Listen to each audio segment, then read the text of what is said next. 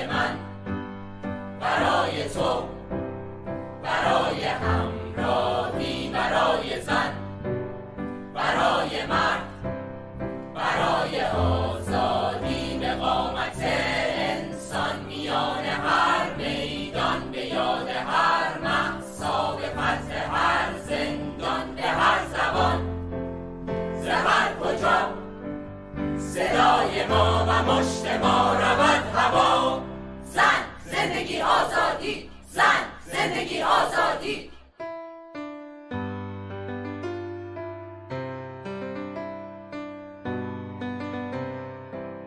برای نان، برای کار، برای هر شادی، برای جان، برای خون، به یاد افکاری، به داغ هر مادر، به اشک هر خواهر، به پینه دستان، به خشم فرزندان، به هر زبان، ز هر کجا صدای ما و مشت ما رود هوا. ما یکی باشیم درون این طوفان، شجاع و بی پروا مقابل شیطان، که وارث خشمیم، صدای هر عصیان، به هر زبان، ز هر کجا صدای ما و مشت ما رود هوا. زن، زندگی آزادی، زن، زندگی آزادی. درودهای من رو پذیرا باشید بینندگان عزیز تلویزیون حزب کمونیست ایران و کامله. یک بار دیگر در خدمت شما هستیم با تقدیم برنامه ویژه پوشش اعتصابات و اعتراضات در سراسر ایران. خیلی خوشحالم که در خدمتتون هستم. عزیزان، امروز در این برنامه همراه هستیم با همکارم کاوان صنیعی از واحد خبر که ارزیابی داشته باشن از خیزشی که امروز وارد 47مین روز خودش شد و وارد 7مین هفته. با ما باشید. رفیق کاوان، خیلی خوش اومدید. خیلی خوشحالم که در خدمتتون هستم. من هم سلام عرض میکنم خدمت شما و همه بینندگان گرامی تلویزیون حزب کمونیست ایران و کمله، و من هم بسیار خوشحالم که در خدمت شما هستم امشب به عنوان مهمان. امیدوارم که بحث‌هایی که ارائه میدیم در پیشبرد اهداف جنبش و اینکه تداوم پیدا بکنه موثر باشه. حتما همینطور خواهد بود. خب شما از روز اول که پس از مرگ مهسا این اعتراضات استارت زده شد تا به امروز مدام گزارشات و اخبار به دستتون میرسه. میخوام یه ارزیابی کلی از این خیزش که اون چه که ما شاهدیم و میبینیم وارد فاز انقلابی شده، ارزیابی کلی داشته باشین از اینکه چطور شروع شد، چطور این همه گسترده شد، حمایت ها چطوره و با توجه به اینکه خب اوایل خیزش جوونا بودن بیشتر تو خیابونا، اما ما میبینیم که چندین نسل الان در خیابونا هستن. ارزیابیتون رو تا به امروز برای ما بینندگان بگید. حتما خوشحال میشم. سرآغاز جنبش همون گونه که مطلع هستید و خودتون هم بیان کردید در طی 47 روز گذشته هم بارها توضیح داده شده و فکر میکنم تکرار مکررات باشه، اما اون چیزی که مهمه ذات و ماهیت نظام جمهوری اسلامی، نظامی که از بدو سر کار اومدنش علنا یعنی دشمنیشو با زنان جامعه اعلام کرد. جمهوری اسلامی و خاص رهبری جمهوری اسلامی که خمینی دجال باشه از همون اوایل به خاطر اینکه شناخت داشت از زنان جامعه و میدونست حالا کار نه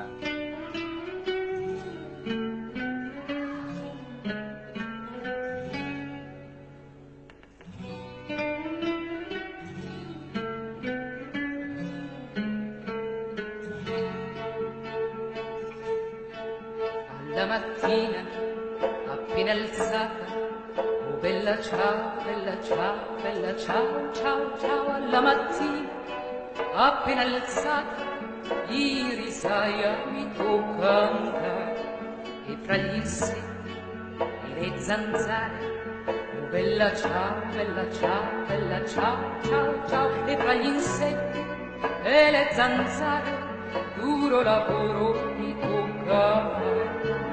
Il capo in piedi col suo bastone, bella ciao, bella ciao, bella ciao, ciao, ciao. Il capo in piedi col suo bastone e noi curve a lavoro, e noi curve a lavoro. Il capo in piedi col suo bastone, oh bella ciao, bella ciao, bella ciao, ciao. بله بینندگان عزیز، ازتون عذر میخوام، مایک رفیق کاوان دچار مشکل شده بود، مشکل رو حل کردیم و دوباره به خدمتتون رسیدیم. رفیق کاوان لطفاً ادامه بدید. حتما. عذر میخوام من هم از بینندگان گرامی، مشکلات تکنیکی همیشه پیش میاد. اینو میخواستم بگم خدمتتون که خمینی دجال از همون اوایل نقش موثر زنان در جامعه را به خصوص در طی مبارزاتی که زنان در دوره پهلوی داشتن از نزدیک شاهد بود و دیده بود و میدونست که تحولاتی که چه در اروپا و چه در خاورمیانه داشت شکل میگرفت، رو به پیش میرفت، میدونست که در بطن اون زنان به اون بلوغ مبارزاتی میرسن.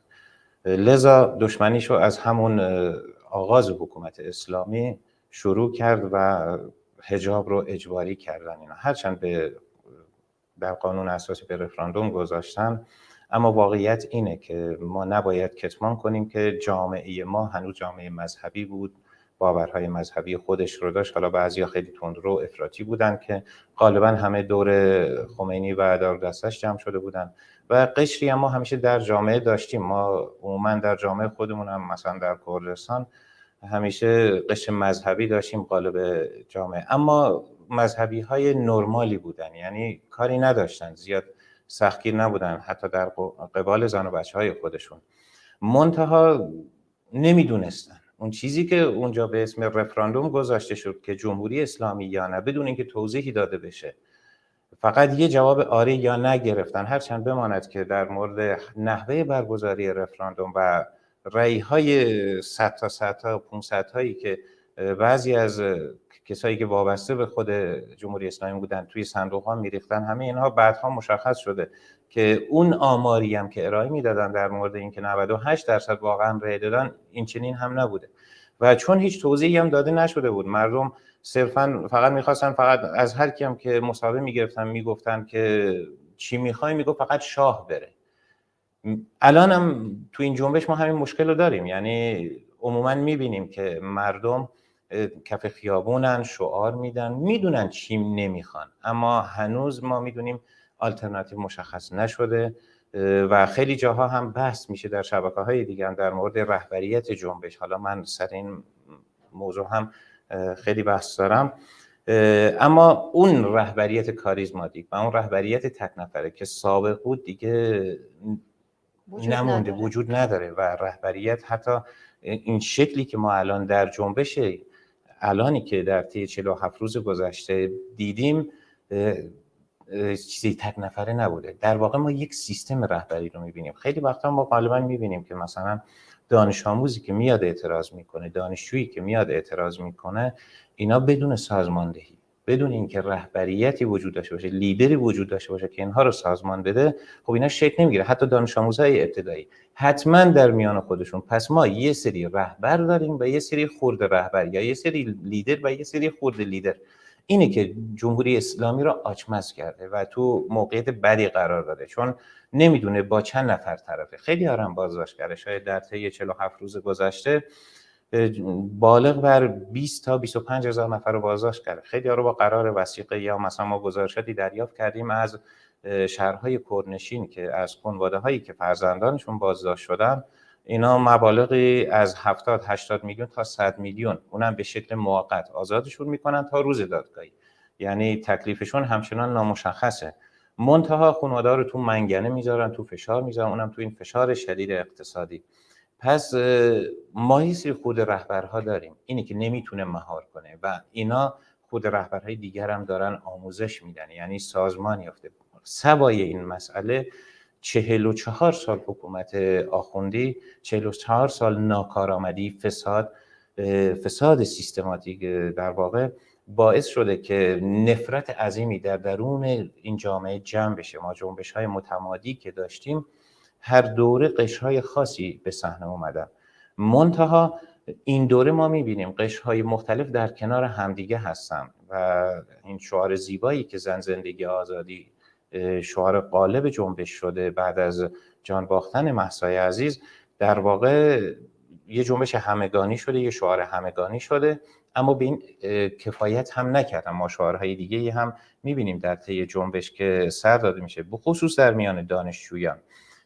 اوایل بعد از مرگ مهسا ما البته سابقه اینو تو کردستان داریم که همیشه مراسم‌های هفته یا چهلم را همیشه تبدیل به صحنه‌های مبارزاتی می‌کردن و در مورد قتل‌های ناموسی که مثلا در مریوان صورت گرفته بود چنین صحنه‌های ما پیشتر دیدیم یا تو سنندج دیدیم که مرگ دلخراش زن‌هایی که به بهانه ناموس کشته می‌شدن، مردم وقتی در مراسمشون شرکت می‌کردن اینها رو تبدیل به صحنه‌های اعتراضی می‌کردن ضد سیستم ارتجاعی که در جامعه هستش.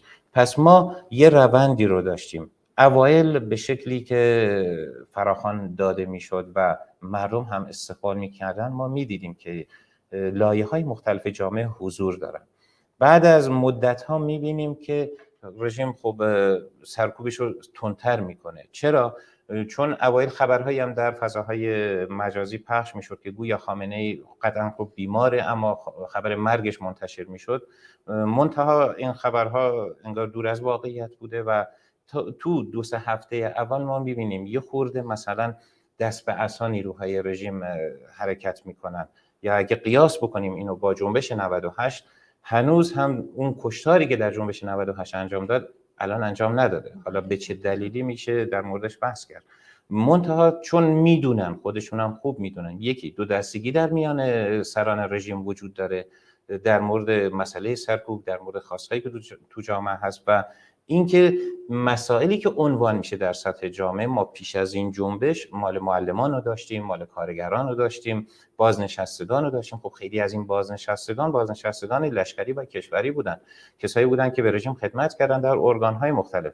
وقتی خود رژیم برای خانواده‌های ارتشی، برای خانواده‌های سپاهی که معترض بودن نسبت به کمی حقوقشون یا اینکه تورم بالا و گرانی که بود و نمیذاشتن سرکوب میکردن، اینه که اونها هم دست به عصان و وقتی مثل یه تیمیه که یه فرماندهی داره، فرماندهش وقتی میمیره یا از بین میره، این تیم شیرازش از هم میپاشه تا اینکه یه فرمانده دیگه به صحنه میاد.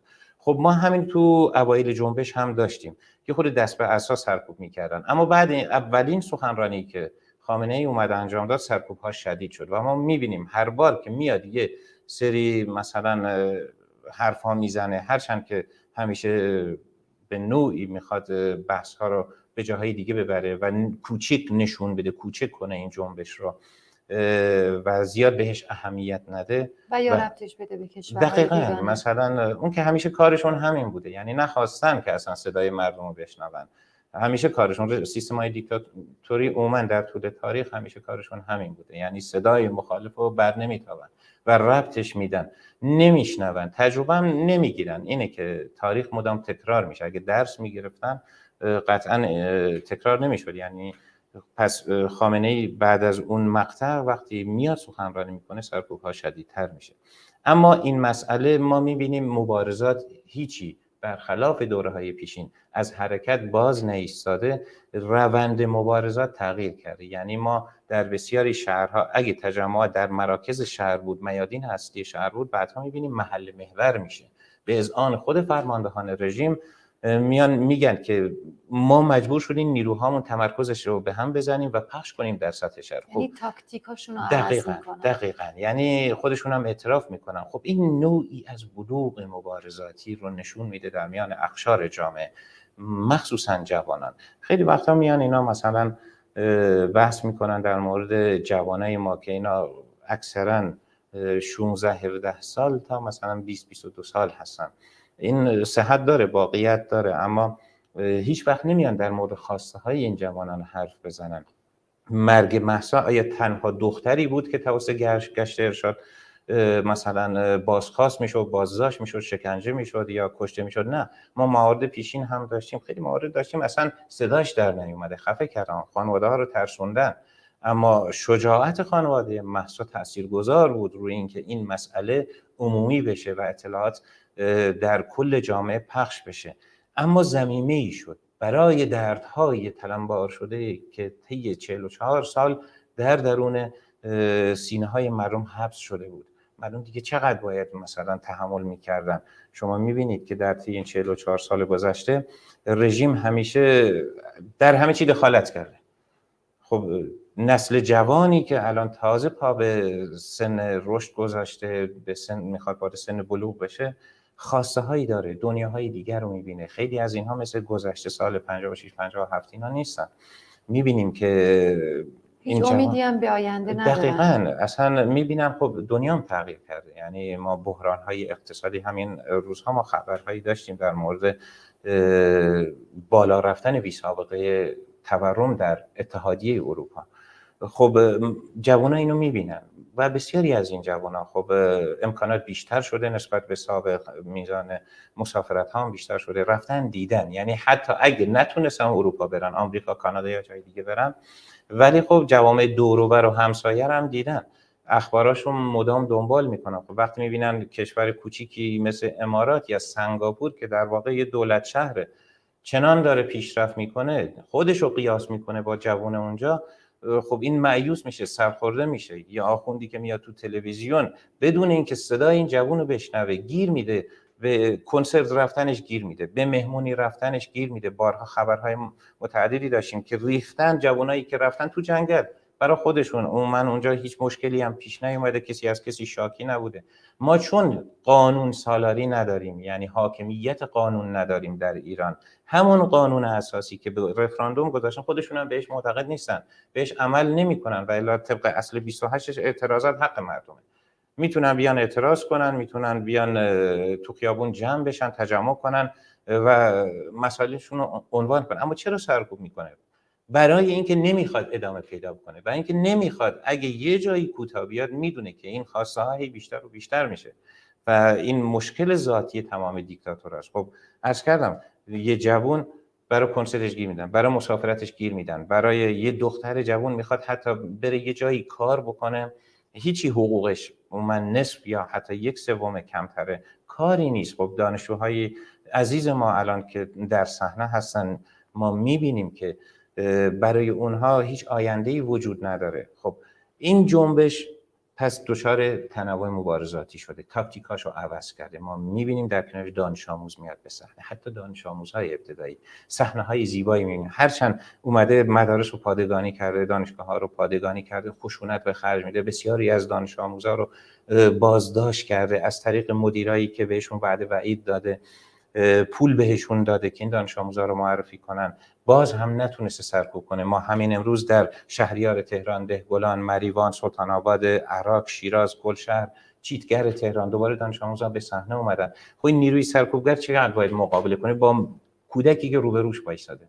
خودش بالاخره یه جایی شرم میکنه دیگه. من یادم خاطرات یکی از سران سپاهی رژیم بود، عنوان میکرد در یکی از عملیات‌های نظامیشون که در جنگ با عراق داشتن، انقدر اینا رو طبق اون سرودهای انقلابی و نمیدونم شعارهای انقلابی همینجور فوج بسیجی‌ها رو میفرستادن جلو، عراقی هم اونجا وایساده بودن هی میکشتن. خودشون اینقدر کشته دیده بودن، عراقی خودشون تسلیم شدن، اصلا هاشون کنار گذاشتن. نیروهای سرکوبگرم یه جا بهتون قول میدن به این احساس میرسن دیگه، خسته میشن. الان هم رسیدن میگن که شما بهتر میدونید که با توجه به اینکه مدام خبر رو پیگیری میکنید، خب میگن که نیروهای رژیم خسته شدن، فرسوده شدن، ریزش پیدا کردن، خبرهای متنوعی هستش، تا اینجا هم فرسوده شدن. خب من در حرفایی که زدین چند تا سوال برام پیش اومد. یکی این که سال 57 گفتین که مردم مذهبی بودن.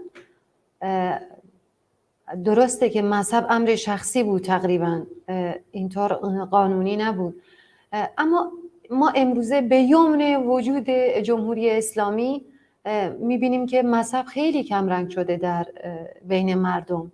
یعنی کاری کرده که مردم از مذهب هم زده شدن. البته این جای خوشحالیه. خب خمینی اشاره کردیم به که خب خمینی که اومد یه شخص بود و الان رهبری شخص نداره این جنبش، سیستم و سازمان یافته است اما جمعیه. خمینی یه آخوند ناشناس بود اما امپریالیست در رأسون آمریکا که فهمید دیگه مردم شاه رو نمیخوان. به همین خاطر از رسانه هاش از نجف خمینی رو برداشت به پاریس و از طریق رسانه هاش خمینی رو به یه چهره تبدیل کرد و دقیقاً خمینی رو به عنوان آلترناتیو به مردم شناخت و میشه گفت براش تبلیغات و هزینه های بسیاری هم کرد. الان که مذهب کمرنگ شده، الان که با توجه به سطح آگاهی مردم نسبت به سال 57 سطح آگاهی مردم، سطح آگاهی جوانا خیلی بیشتر شده. اشاره کردیم بگن میدونن چی میخوان چی کار کنن، میخوان رژیم رو ساقط کنن اما نمیدونن بعد این باید چی کار کنن. اگه بخوایم تجربه 57 تکرار نشه و امپریالیسم دستش کوتاه بشه از سر مردم ایران و یه شخصی رو که انتخاب خودش باشه جایگزین نکنه، باید جوونا چیکار کنن؟ مردم ایران چیکار کنن؟ سوال عالیه. البته چندین سوال در واقع جمع شده توی سوال. نمیشه گفت چون ما آمار دقیقی تو جامعه نداریم. ما میدونیم همه آمارها تو جمهوری اسلامی امنیتیه. کوچکترین مسائل حتی بخواید نرخ تورم هم بیان کنی باید حتما از یه سری نهادها یا کانالها عبور کنه. پس چون آمار دقیقی نداریم دقیقاً نمیتونیم. ما دوست داریم جامعه فراتر بره از مذهب، از اون ارتجاع، از اون کهنه‌پرستی و از لحاظ فکری بلوغ پیدا. چون آمار دقیقی نداریم عموما نسل جوان میشه گفت حالا نگیم کاملا لایک باشن ولی انسان‌های سکولاری، انسان‌هایی هستن که گفتم جامعه دیگر رو دیدن، سیستم‌های حکومتی دیگه رو دیدن، ولی این باعث نمیشه که ما بگیم که در جامعه همه از فاز مذهبی بودن عبور کردن. نه، ما تو همین صحنه‌های اعتراضی هم داریم میبینیم که زنای چادری هم خیلی هاشون اومدن کنار زنایی که روسری رو برداشتن دارن شعار میدن. این بلوغ فکریه. اون زن میدونه که اگه فردا تغییراتی صورت بگیره این بخواد که پوششش بمونه، اون چیزی که خودش میخواد چادر بزنه، مقنعه بزنه و رفیقش که هم کلاسیش حالا تو دانشگاه یا همشهریشه بخواد بدون حجاب بیاد بیرون، این دوتا باید به اون خواسته همدیگه احترام بذارن اگه بخوان تو جامعه با همدیگه توی جامعه دموکراتیک با همدیگه زندگی کنن. حجاب به امر شخصی دقیقاً. پس این زنی که با حجاب میاد کنارش، پس ما داریم تو جامعه. منتها مردم جامعه از اسلام سیاسی عبور کردن، نمیخوان دیگه مذهب در سیستم حکومتی دخالت کنه. مثل ما نمونه کارگران رو داریم. آیا همه کارگرانی که ما میان به صحنه اعتصاب میکنن همه از مذهب عبور کردن؟ همه غیر مذهبی هستن؟ نه. خیلی از کارگران من بارها دیدم این صحنه ها رو، حتی تو مناطق جنوبی کارگران صنعت نفت و پتروشیمی اینا. کارگر دقیقاً ساعت ظهر بعد گفتن اذان رفته نمازش هم خونده، اما موقعی هم که اعتراضات بوده تو صحنه حاضر بوده.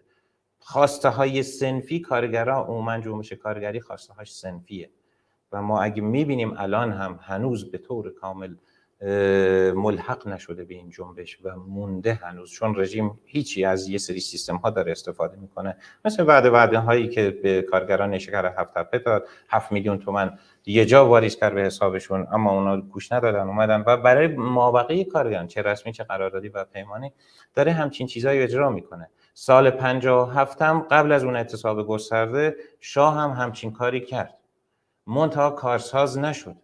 یعنی به محض اینکه کارگران پتروشیمی در تهران، کارگران نفت در تهران شروع کردن و سرکوب شدن، ما ملحق شدن بقیه جامعه کارگری رو داشتیم. پس مهم اینه که رهبرانی که تو جامعه کارگری هستن، رهبرانی که تو جنبش اجتماعی ما هستن، اون ذهنیت رو داشته باشن که اونو به جامعه القا کنن که جامعه دموکراتیک فردا خواسته مذهبی تو، عقاید مذهبی تو و بی‌باوری تو، خدا ناباوری تو یه امر شخصی میدونه، قوانینی که بعد از جمهوری اسلامی تصویب میشه به عنوان قانون اساسی، به عنوان قوانین حقوق بشری، کاملا بر معیارهای حقوقی و کسایی هم میان تصویب میکنن که فعالین عرصه حقوق هستن در این زمینه و خوشنام هستن. چنین شخصهایی رو ما استفاده میکنیم، نه مثلا یه آخوندی بیاری که بر اساس شرع، نه هیچ شرعی دیگه دخالت نمیکنه و رهبران ما تو جامعه میتونن این امید رو به جامعه تلقین کنن، بدن. خب خمینی البته ساخت و پرداختش کردن. حالا این که من سر این موضوع هم بحث دارم که تنها به همت خودش نبود. خمینی تز ولایت فقیهش رو سال 42 داد، اما وقتی بارها که تبعید شد خمینی در واقع حمایت شد. یعنی تو رسانه‌های درست مثل امروز اینترنت نبود، بسیاری از شبکه‌های اجتماعی نبود، اینا نبود، ولی خب تلویزیون‌ها محدود بود. خیلی از جامعه اصلا تلویزیون نداشتن، خیلی از رادیو گوش میدادن. ولی رادیوهایی مثل BBC، رادیو اسرائیل، دویچه وله آلمان، اینا واقعا حمایت کردن از خمینی و تو خود ساختمان BBC عکساشو چاپ می‌کردن، مخفیانه می‌فرستادن به ایران. حتی نواراشو، کاستاشو ضبط می‌کردن می‌فرستادن، شبنامه‌هاشو، فلانشو، همه اینا حمایت کردن. و اگه سالیبانی نمی اومد به ایران، با سران ارتشی صحبت نمی‌کرد، بعد از نشست گوادلوپ و شاه رو راهی نمی‌کردن، چون شاه حکومتش حکومتی مشروع نبود. ما میدونیم که پدرش در 3 اسفند بر اثر یک کودتا بر سر کار اومد، ولی جمهوری اسلامی با این شعار اومد. خب عموما مردم تو سطح جامعه پلاکاردایی که دست داشتن و واقعا شعار میدادن، میگفتن ما جمهوری اسلامی میخوایم.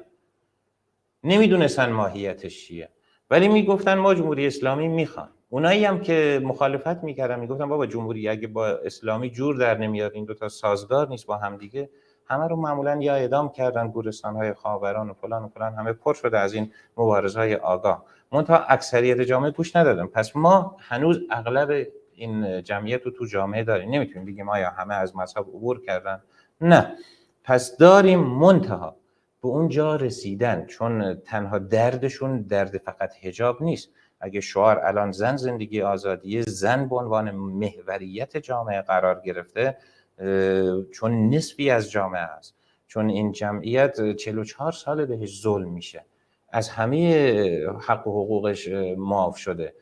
زنان ما نه تو ارث نه حق حضانت، همه اینا محرومن. یعنی حتی بخواد پاسپورتی بگیره، بخواد مسافرتی بکنه برای حق طلاق، هیچ کدوم از این حقا رو بهش ندارن. بعد غیر از این، زن وقتی در جامعه میجوشه، میخروشه، مابقی جامعه رو تکون میده. بسیاری از این زنان جامعه مادر هستن، فرزند دارن، فرزند هم همراهش میاد.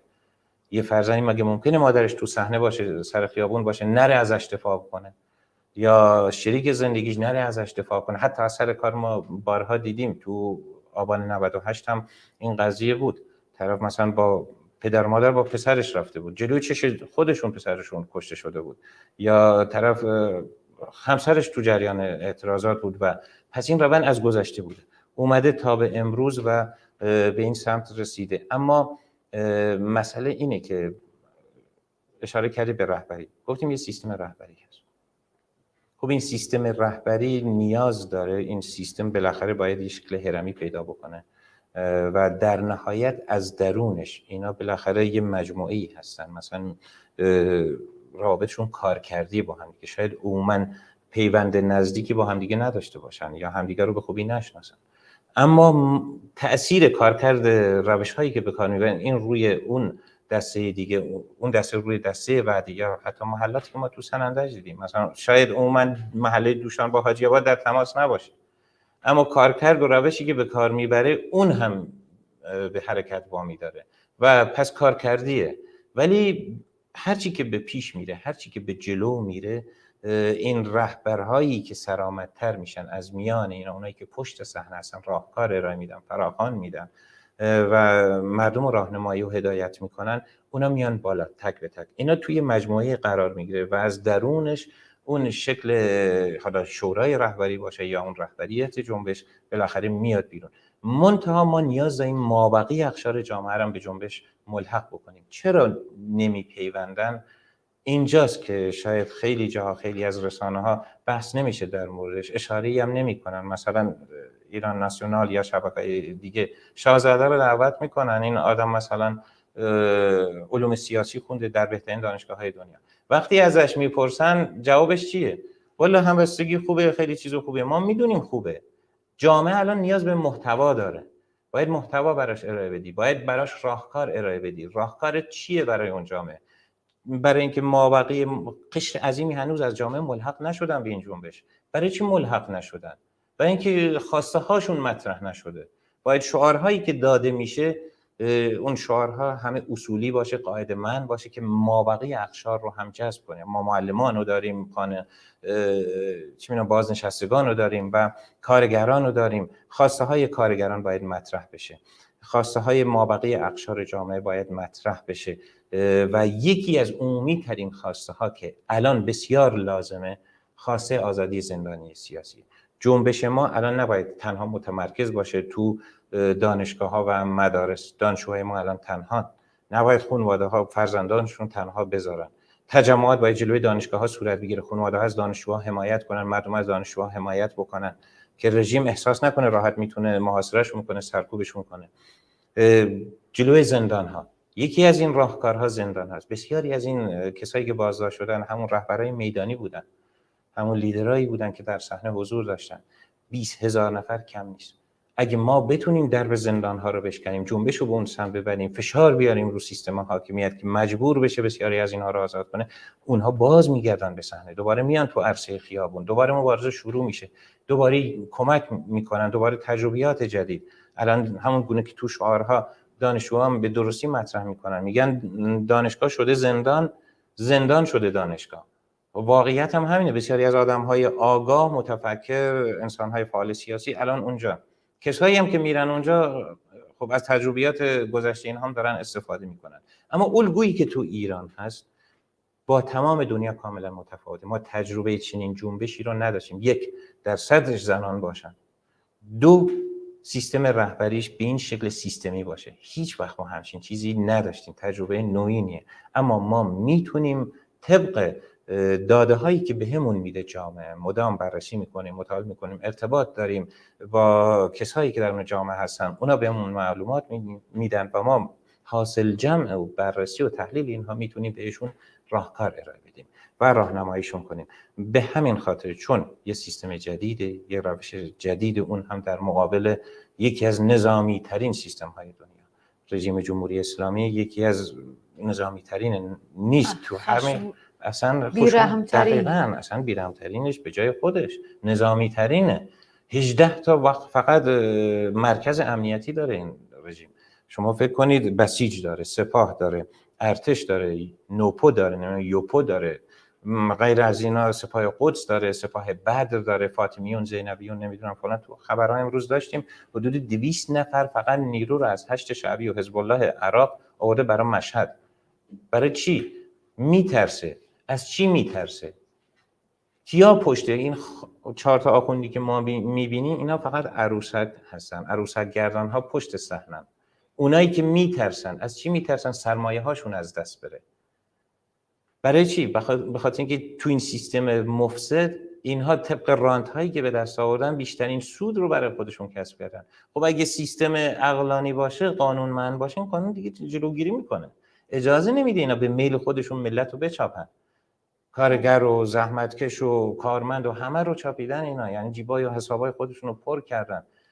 اینان که هنوز حامی سیستم هستند. بله. خب عذر میخوام. خواهش می‌کنم. شما آمارا بالاخره اشاره کردیم به که هیچ آماری واقعی نیست، اما خب تا اونجایی که فعالین در محلها و حتی فعالین مدنی آمارهایی رو که گرفتن، اسامی که به رسانه ها درز کرده و در رسانه های مختلف بازتاب داده شده، با توجه به این آمارها خشونتی که رژیم در جاهایی که دور از مرکز، از جمله سیستان و بلوچستان و مهمتر از اون در کردستان به کار میبره، خیلی عریان‌تره. به نظر شما دلیل این امر چیه؟ خب سابقه داره، چون سابقه تحزب یافتگی داره. ما البته بسیاری شهرها، مثلا ما کرمان عموما شهر خنثایی بود، یا یزد یکی از مذهبی ترین شهرها بود. اما ما میبینیم تو این جنبش اتفاقا تو 47 روز گذشته، اگه نگیم کلشو، ولی خب تو بیشتر شبا یزد قوقا بوده یا کرمان به همین شکل.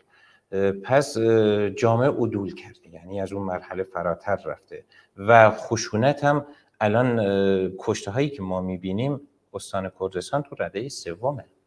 یعنی با وجود اون خشونت عریانی که همیشه تو کردستان انجام میداده، ولی باز هم تو رتبه سومه.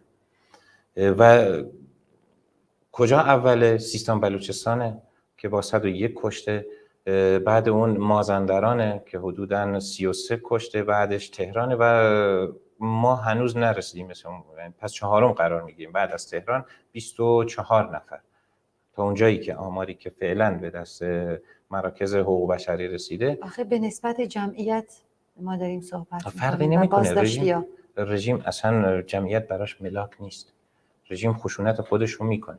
شما فکر میکنید وقتی میاد زنی که مثلا فرشته محمدی تو محابا کشته میشه، این زن حتی تو اعتراضات هم نبوده، یا اون کودکی که تو پیرانشهر هدف گلوله کودک 7 ساله قرار میگیره، مشکل رژیم یا اون نیروی سرکوبگر با این زن چی که رو پشت بومه. خب این چه ضرری به جمهوری اسلامی میرسونه؟ جمهوری اسلامی اینو میدونه که رهبریت این جنبش دست زنه، میدونه که موتور متحرک خانما هستن. ما تو هیچ جنبش اینقدر کشته در میان خانما نداشتیم، ولی برای چی اینقدر میاد زنی که رو پشت بومه، دختری که دست بابا مامانشو گرفته شاید گذرم باشه، عموما توی بطن اعتراض هم نباشه، ولی هدف شلیک قرار میده. ایجاد جو رعب و وحشته. دقیقاً. نه، منظورم اینه که مثلا ما چند هفته اول شاهد این بودیم که در کردستان با کلاشینکوف مردم رو مورد اصابت گلوله قرار میداد، اما در جای بزرگتر مثل تهران با گاز اشک‌آور، با گلوله های ساچمه‌ای. میگم در کردستان خیلی زودتر این کار رو انجام داد، خیلی خشن‌تر و عریان‌تر این خشونت رو به کار برد.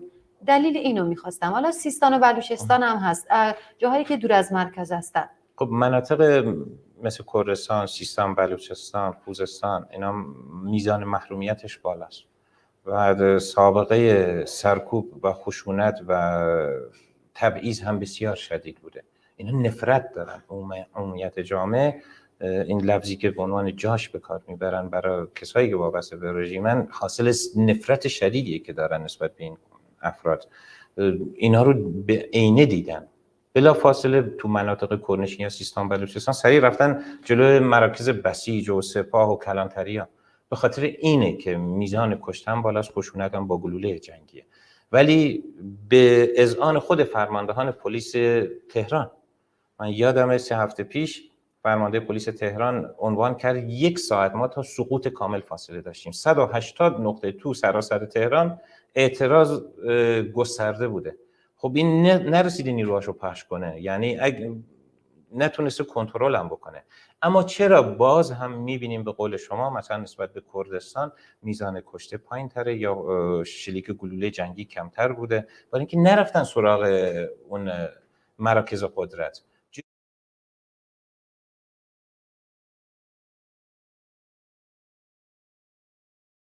قدرت اونا رو دست بگیرن، تصاحب کنن. پس جنبش هنوز یه چیزهایی رو کم داره. چرا؟ چون گفتم هنوز اون قشری که سطح جامعه است هنوز قشر جوانه، هنوز مابقی اقشار جامعه بهش ملحق نشدن، آلترناتیوش مشخص نشده. اگه مشخص بشه، اگه به اون مرحله برسه، هنوز ما وارد فاز انقلابی نشدیم. واقعیتش اینه. خیلی جاها عنوان میشه اما نه، هنوز نرسیدیم. جنبش باید مرحله تثبیت برسه. مرحله تثبیت که رسید، اون موقع وارد فاز انقلابی میشه. خب هر انقلابی مرحله به مرحله است. قطعاً این انقلاب هم به بلوغ خواهد رسید. اما فکر نمی کنید خیلی زود باشه که ما انتظار داشته باشیم همه آحاد جامعه به خیابون بیان؟ یا اینکه درسته که رژیم معترضین همون روز اول خواستار سرنگونی کلیت رژیم بودن، اما به نظر من زوده که انتظار داشته باشیم که الان همه آحاد مختلف طبقه کارگر با شعار خودش، با پرچم خودش بیان تو خیابون. زود نیست؟ برای طبقه کارگر شاید، البته میتونن ملحق بشن، اما معمولا طبقه کارگر تو لحظات آخر، اما وقتی وارد که میشه نقش تعیین کننده داره، همه چی رو تموم میکنه. ولی ما بقیه اقشام، ما بسیاری از جامعه رو میبینیم که طرف کسایی که 40 سال 50 سال 60 سال اینا عموما تو خونه نشستن هنوز، یعنی یا خیلی یا فقط شاهدن، اینا ملحق نشدن. بسیاری از این جمعیت تو جامعه میبینه جووناشو پرپر میشه، شکنجه میشه، فلان میشه، برای اینکه خواسته هاش مطرح نشده. تنها دلیلش این میتونه باشه چون خواسته اون دسته هنوز مطرح نشده. جوونه میدونه چی میخواد، میاد عدول کرده از اون مرحله، اما این قشر محتاط تره چون خب تجربه سن و سالیش هم بالاتره، تجربه زندگی گذشته هم داره، دست به عصا حرکت میکنه. ولی باید اینا رو بکشونی. گفتم باید شعارها یه جوری باشه که بتونه خواسته اونا رو مطرح کنه، اونا رو بکشونه و کم کم به درون جنبش اونها هم ملحق بشن. برای نمونه مثلا از خواسته هایی که مطرح میشه برای آزادی زندانیان سیاسی، خیلی ها داریم زندانی دارن ولی عموما تو جنبش هم نیستن. زندانی ها شما شاید طرف 10 سال زندان، خانواده اینم میتونه بیاد جلوی درب زندان. خیلی ها هستن این گونه هستن. یا مراسمایی که الان برای 40 ما برگزار میشه. ما دوره انقلاب 57 هم داشتیم، ما بین سال 56 تا 57 تو این یک سال به خاطر سرکوب شدید جنبش به جای رسید 40های متعدد گرفته میشد. یعنی 40 کشتارهای تهران تو تبریز گرفته میشد، مال تبریز تو قم گرفته میشد، مال قم تو شیراز گرفته میشد. الان هم همینو ما داریم. مثلا برای سیاوش محمودی هم تو تهران داشتیم هم تو کرمانشاه. تجمع بزرگی بود. این میتونه اقشار دیگر هم بکشونه، اقشاری که طرف زیر شکنجش تو این جنبش از دست نداده ولی سال 98 از دست داده، سال 96 از دست داده، اونا رو میکشون. آره، پس میشه از طریق جنبش‌های دادخواهی 40های متعدد، کشتارها هم ماشاءالله زیاده دیگه. مثلا میتونی هر هفته برای یکیشون 40 بگیری، اینا میتونه بعد برای زندانیان سیاسی که عرض کردم. یعنی شما میگید که قدم بعدی این باشه که الان مادران پارک لاله چندین بار بیانیه دادن در حمایت از مردم و اینکه دادخواه‌ها به اونا بپیوندن و اینکه اونا هم خواهان سرنگونی هستن، خواهان این هستن که عاملین و آمرینی که در طول 43 سال گذشته دست به جنایت‌های مختلفی زدن باید در دادگاه‌های عادلانه مجازات بشن. خب خواسته‌های خودشونو دارن مادران پارک لاله.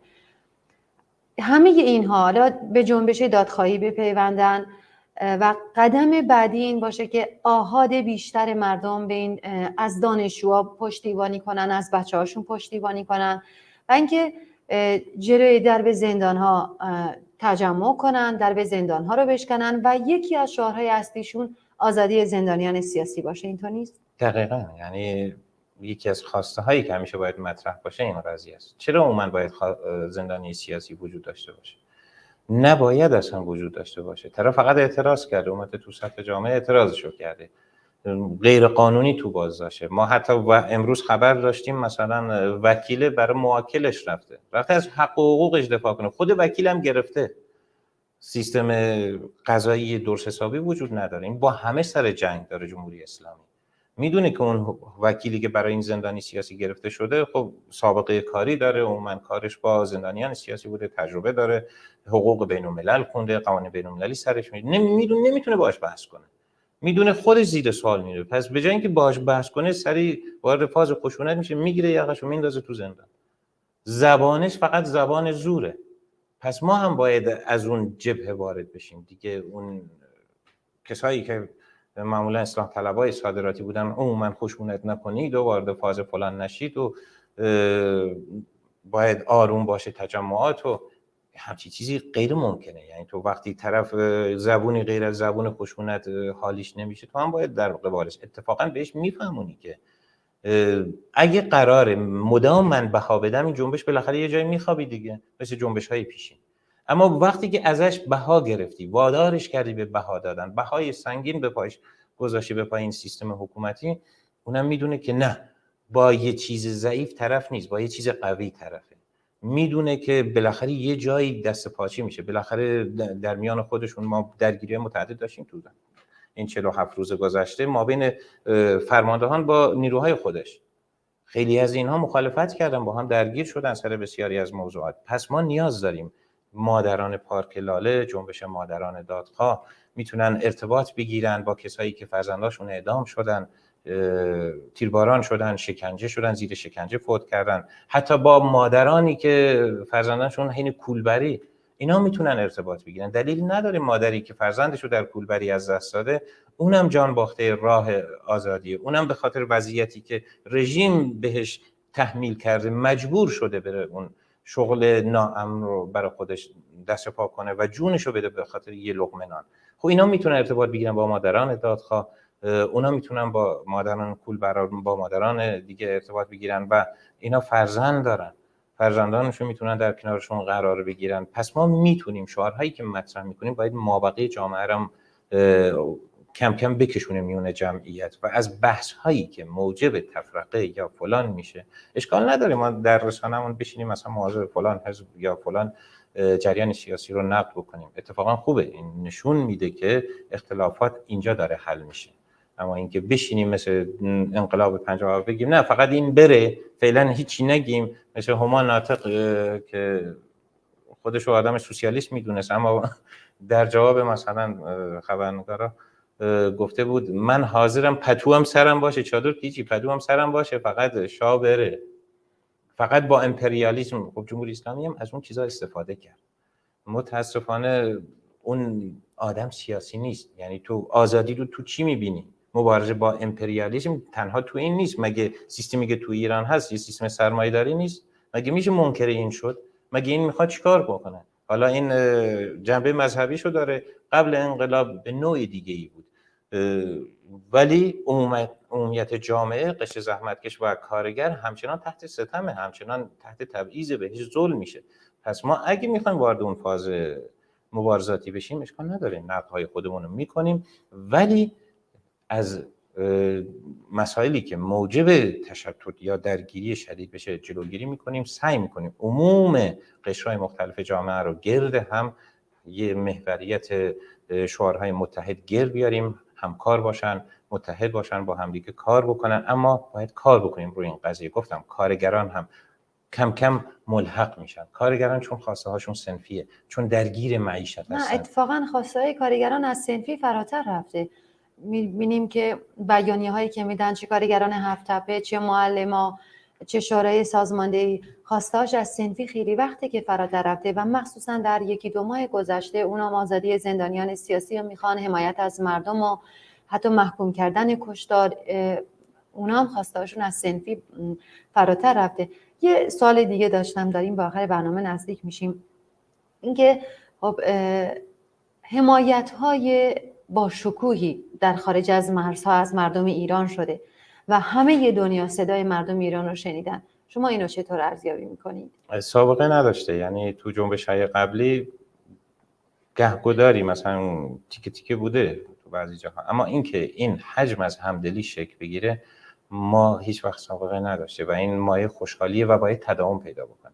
در کشورهای مختلف مدام باید مردم جلوی سفارت‌های جمهوری اسلامی، جلوی وزارت امور خارجه، دولت‌های مطبوعی که اونجا اقامت دارن جمع بشن و خواسته ها رو مطرح بکنن. اجازه ندن. ما طی 2 هفته گذشته خبرهایی مبنی بر این که جمهوری اسلامی ارتباطاتی داشته با بعضی مقامات آمریکایی یا مثلا مقامات آمریکایی با بعضی از جناح‌های اپوزیسیون ارتباطاتی داشتیم. ما نباید اجازه بدیم مثل سال 57 برامون رهبر بتراشن، برامون انقلاب بدزدن.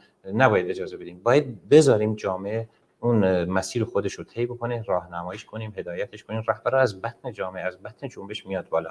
منتها باید کار بکنیم که هرچی بیشتر توده‌ای بشه. برای توده‌ای شدنش هم عرض کردم باید شعارها منطقی باشه، خواسته ها منطقی باشه. تنها اکتفا نکنیم زن زندگی آزادی خوبه، اما در کنارش چی میخوایم باید مطرح بشه. کارگرا درسته عدول کردن از خواسته های صنفی، اما هنوز مربر دیکتاتوری که مثل جوان 16 ساله‌ای که میاد تو خیابون نگفتن. هنوز نگفتن مربر جمهوری اسلامی. اونا مرحله آخر میگن اون شعاراشونو. منتها برای اینکه بکشونیم اینها رو به جامعه نیاز داریم اینا به حمایت. خب اروپا، اونایی که اروپا میشینن، اونایی که خارج نشینن میتونن از صندوق‌های اعتصابات کارگری حمایت کنن، براشون پول واریز بکنن. این صندوق حمایتی اگه باشه، کارگر پروژه‌ای درگیر معیشتشه، ترس معیشت زن و بچه‌شو داره. این باید بهش اطمینان داده بشه که اگه میره تو اعتصابی که مشخص نیست که تموم میشه، باید یه جایی ما این حمایت رو بهش بدیم. خمینی مگه چیکار کرد؟ زمانی که مرغ 7 تومن بود تو تهران، گرون شد تا 7 تومن رسید، انقدر پول جمع کرده بودن اون هیئت مؤتلفه بازار که مرغ رو به قیمت 3 تومن میریختن تو بازار. همچین حمایتی میکردن. ایرانیان خارج کشورم اگه میخوان طبقه کارگر به شکل وسیع وارد بشه، باید حمایت مالی بکنن، صندوق اعتصابشون رو پر بکنن که اینها دغدغه مالی دیگه نداشته باشن. اینا خودشون بنیاد گذاشتن تمام این دم و دستگاه و سیستماشون، همون گونه که تو بیاننامه هاشون هم عنوان کردن. بله، اون چیزی که به دست خودشون ساختن، به دست خودشون هم میتونن خراب کنن و لازمه اگه به جایی برسیم که مجبور بشن خراب کنن، باید خراب بکنن. مادامی که با سیستمی طرفی حقتون نمیده، حقوقتون پامال میکنه و هیچ زبونی حالی نمیشه، باید این کارو بکنیم. اما منتها باید این اطمینان رو بهشون بدیم در روزهای آتی و ما باید مثل یک حزب باید ارتباط مداوممون رو با احزاب دیگه حفظ بکنیم و از تجربیات دیگران و احزاب سیاسی که تو کشورهای دیگه هم هستن میتونیم باهاشون مشورت کنیم، تجربیاتون رو استفاده کنیم، سعی کنیم فشار بیاریم روی این احزابی که تو اروپا هستن و بخشی از دولت‌های متبوعه‌شون هستن. مردم میتونن جلوی درب این احزاب جمع بشن، مردم معترض، حالا چه ایرانی چه دوستانشون، اونجا جمع بشن و فشار بیارن رو سرای این احزاب. این احزاب بخشی از دولت هستن، همین فشارها باعث شده یه سری تحریم‌ها وارد بشه، اما این کافی نیست. هنوز اون گونه که باید و شاید وارد اون فاز تغییر نشدن، یعنی هنوز قبول نکردن. گفتم یه سری مذاکرات شده، از یه طرف میگن میخوان با اصلاح طلبها مذاکره کردن، شاید بخوان انتقال دولت نرمی انجام بدن، از یه طرف با مجاهدین خلق چین چیزایی صورت گرفته. اما ما نباید ارتجاعی بره، یه دیکتاتور بره یه دیکتاتور دیگه جاشو بگیریم. ما میخوایم دیگه به این چرخه تولید و باز تولید کوتاهی بدیم و جامعه ایران دموکراسی در اون شکل بگیره که ماندگار، پایدار برای همیشه باشه و واقعا مردم نقش داشته باشن. دیگه هر کسی اومد بخواد گولشون بزنه، تصویرشو بنازن تو ماه، ریششو بزنن رای قرآن و نمیدونم اینو وابسته کنن به نژاد کوروش و این چیزا نداریم. مردم دیگه به اونجا رسیدن، مخصوصا قشر جوان ما به اون آگاهی، به اون سطح معلومات دیگه یواش یواش رسیده، میدونه که چی میخواد و پرشر و شورن، مثل جوانای آنارشیستن. یعنی حتی تو خانواده هم، بسیاری از خانواده ها ما میبینیم، حتی پیشمرگای جدیدی هم که برای ما میان خودشون هم میگن، یعنی از حتی فردی که چند سال از خودش هم بزرگتر حرف نمیشنوه. با چه این نسلی طرفیم؟ این خوبه. دقیقاً ما میتونیم از این نسلی که مثل آنارشیستا ضد هر نوع تحکمیه سلطه‌ای استفاده بکنیم. اینا باید پرورده بشن، اینا باید آموزش داده بشن و از اون انرژی که داریم در راستای رسیدن به اون چیزی که میخوان، حقشونه، کمکشون. بله، خیلی ازتون سپاسگزارم از اینکه به استودیو اومدید و در برنامه ما شرکت کردید. خواهش می‌کنم، لطف کردید. من هم بسیار سپاسگزارم و ممنونم از تلویزیون حزب کمونیست ایران و کمله که این فرصت رو در اختیار من قرار داد. سپاسگزارم. بله و ممنونم از شما بینندگان عزیز که تا این لحظه همراه ما بودید. تا دیداری دوباره شاد و سربلند باشید. به امید پیروزی.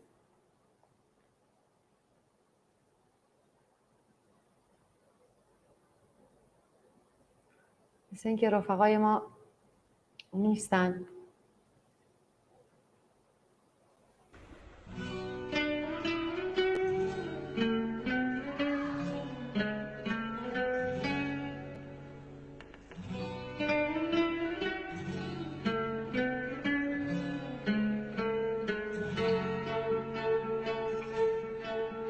Alla mattina appena alzata, oh bella ciao, bella ciao, bella ciao, ciao, ciao. Alla mattina appena alzata, ieri sai mi tocca andare e fra gli insetti e le zanzare bella ciao, bella ciao, bella ciao, ciao, ciao. E tra gli insetti e le zanzare, duro lavoro mi tocca. Il capo in piedi col suo bastone, bella ciao, bella ciao, bella ciao, ciao, ciao. Il capo in piedi col suo bastone, e noi curve lavoro, e noi curve a lavoro. Il capo in piedi col suo bastone, oh bella ciao, bella ciao, bella ciao, ciao, ciao. Il capo in piedi col suo bastone, e noi curve a lavorare. La la la, la la la, oh bella ciao, bella ciao, bella ciao, ciao, ciao. La la la, Mamma mia, oh che tormento, oh bella ciao, bella ciao, bella ciao, ciao, ciao, mamma mia, oh che tormento, io di un poco ogni doma, ed ogni ora che qui passiamo, oh bella ciao, bella ciao, bella ciao, ciao, ciao. ed ogni ora che qui passiamo, noi perdiamo la gioventù. Ma verrà un giorno che tutte quante, oh bella ciao, bella ciao, bella ciao, ciao, ciao. Ma verrà il giorno che tutte quante lavoreremo in libertà. Ma verrà il giorno che tutte quante lavoreremo in libertà. Ma verrà il giorno che tutte quante lavoreremo in libertà.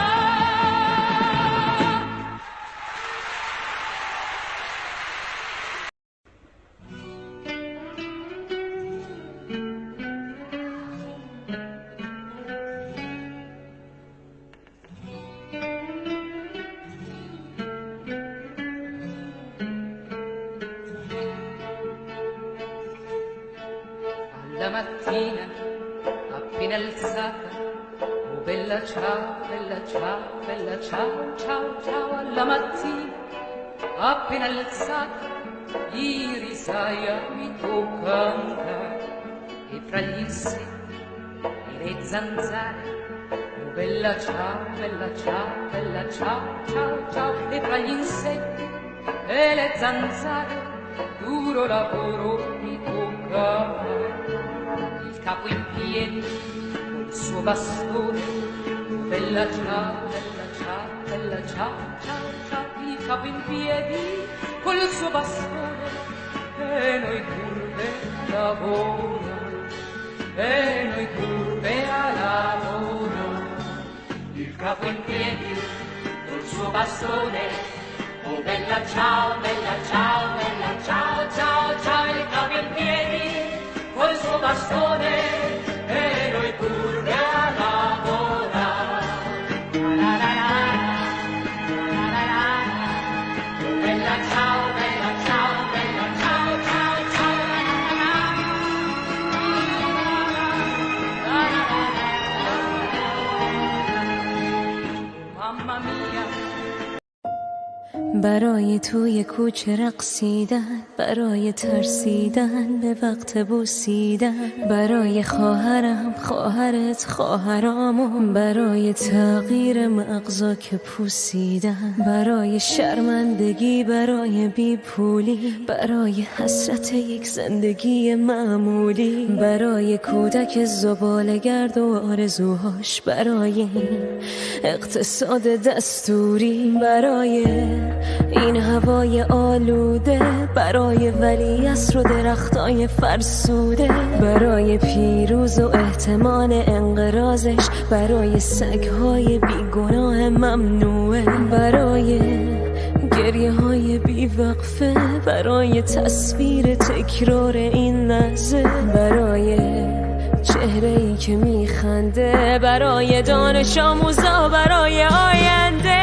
برای این بهشت اجباری، برای نخبه های زندانی، برای کودکان افغانی، برای این همه برای غیر تکراری، برای این همه شعارهای تو خالی، برای آوار خونه های پوشالی، برای احساس آرامش، برای خورشید پس از شبای طولانی، برای قرصای اعصاب و بیخوابی، برای مرد میهن آبادی، برای دختری که آرزو داشت پسر بود، برای زندگی آزادی،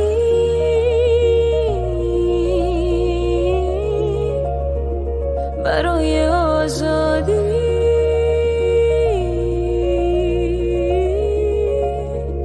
برای آزادی،